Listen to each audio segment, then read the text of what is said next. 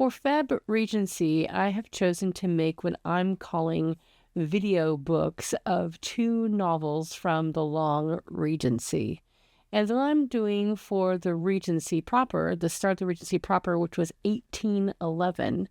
That is Sense and Sensibility by Jane Austen. Who else should I definitely include as a part of what I'm doing here with these video books for FebRegency?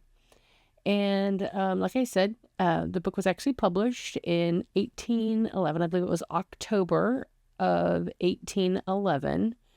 And what's interesting is, like Pride and Prejudice, as you may be aware, because that book is definitely more gets talked about Pride and Prejudice than a lot of other of Jane Austen's works.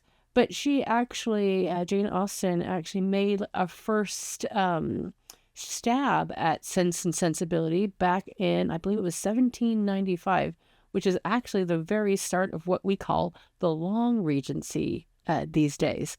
The Regency proper was 1811 to 1820, when I believe it was like Parliament actually proclaimed the man who became George IV to be the actual regent in place of his father, who was just, let's just say, declined quite a bit mentally, shall we say. But that actually really started. He was more like a de facto monarch starting before that turn of the century.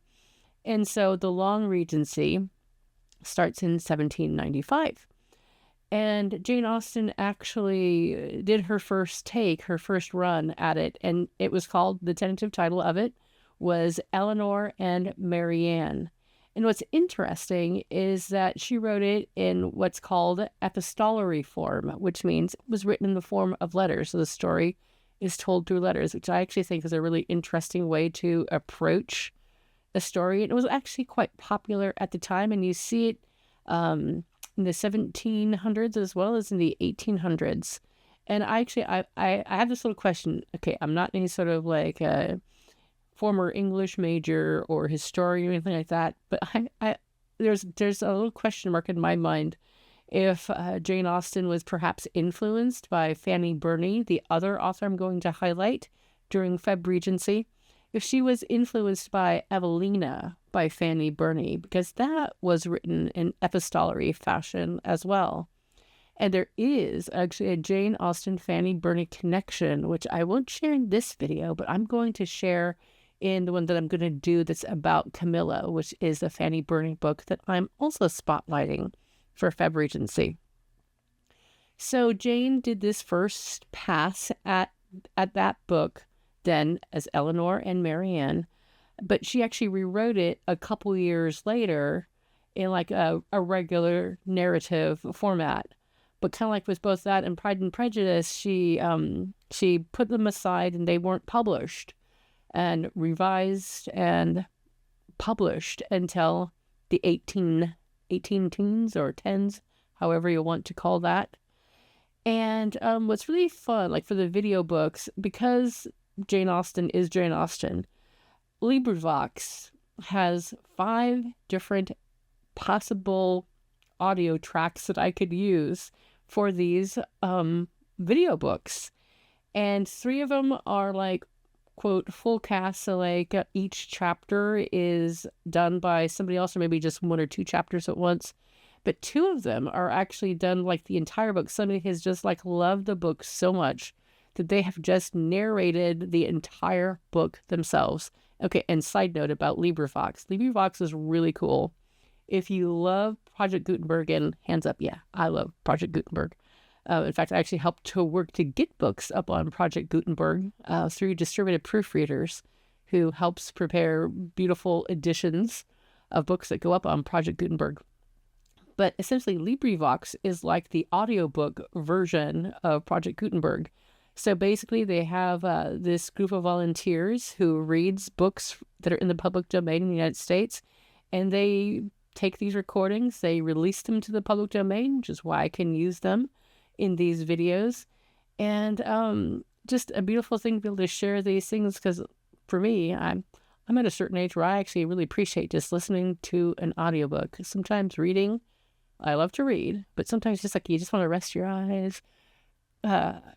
put back your head and just listen and just be transported. And you can just completely just imagine. Okay, but that's my side note about, well, that audiobook preference that I'm coming to as I get older, and LibriVox. And I will definitely put the link to LibriVox here in the notes for this video, because it's definitely worth checking out.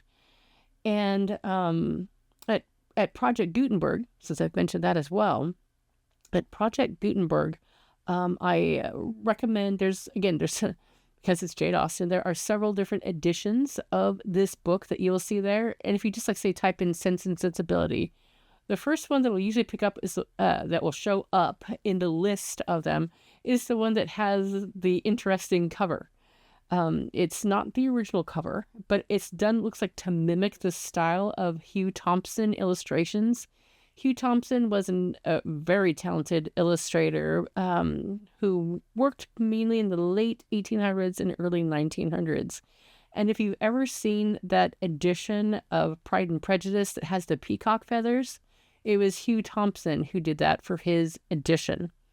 And his Pride and Prejudice one is outstanding. It's a gorgeous edition.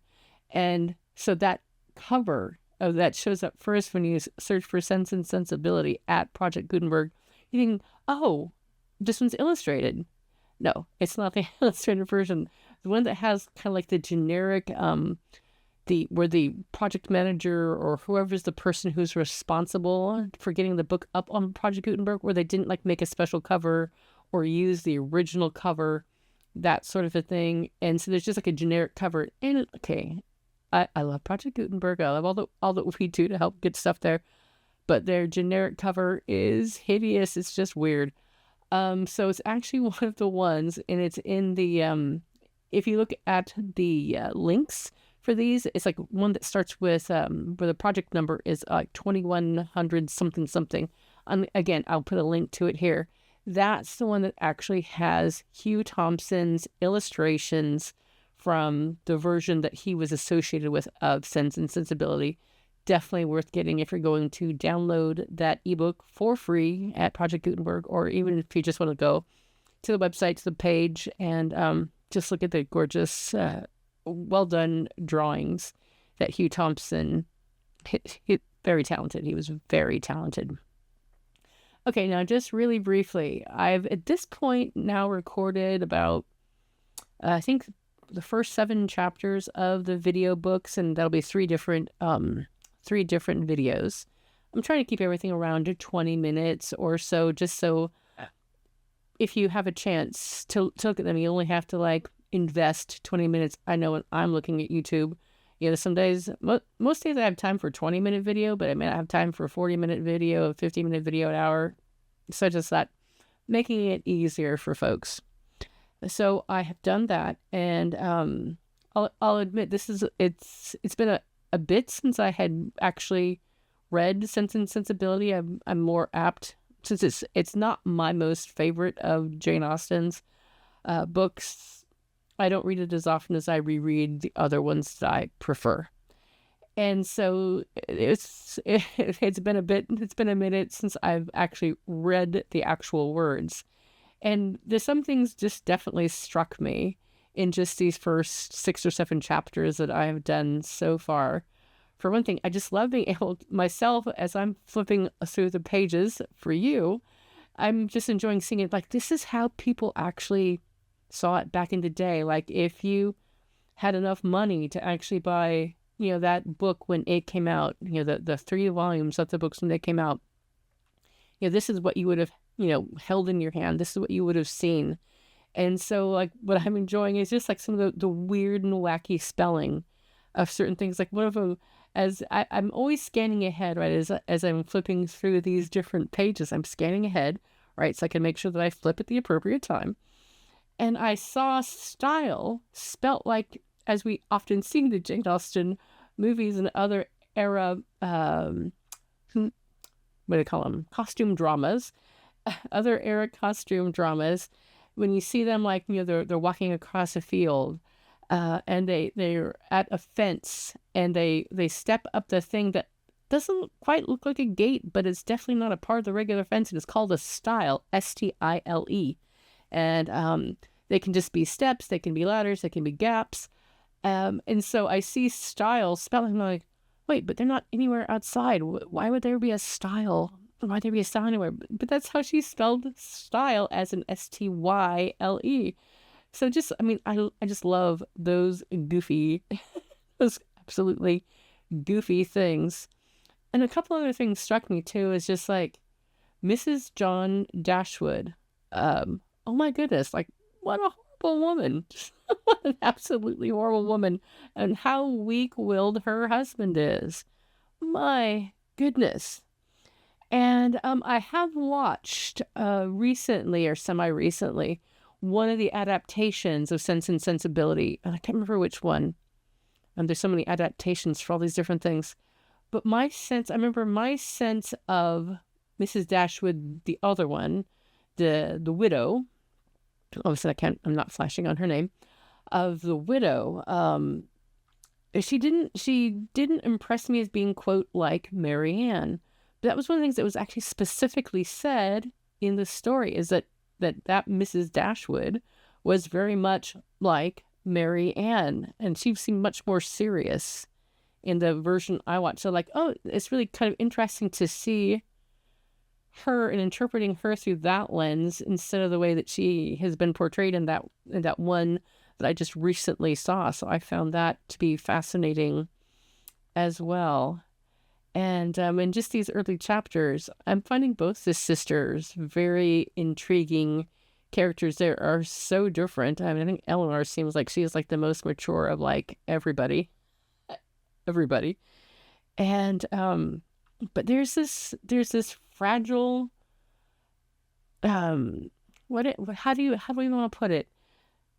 A fragile naivete and an innocence with Mary Ann that I'm finding, very sweet and intriguing.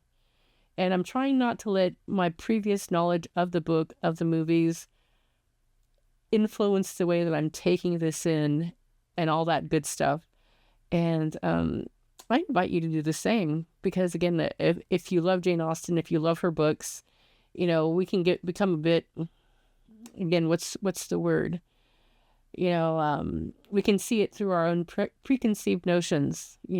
Approach this as if you were just getting this from a bookseller, or if you finally your name came up at the circulating library to get the very first volume to start this. Just come in and pick up the book by a lady and just start reading it with fresh eyes. And what is Jane Austen actually telling us? Thank you so much for joining me for FebRegency, or heck, any time of the year, because hey, any time of the year is good for Regency books, and always, of course, Jane Austen. And thank you so much for watching, and I hope you enjoy the video books. Do let me know about that in the various comments. If you check out different ones, check out this one. All sorts of fun things planned for this FebRegency. All right. Thank you so much for watching.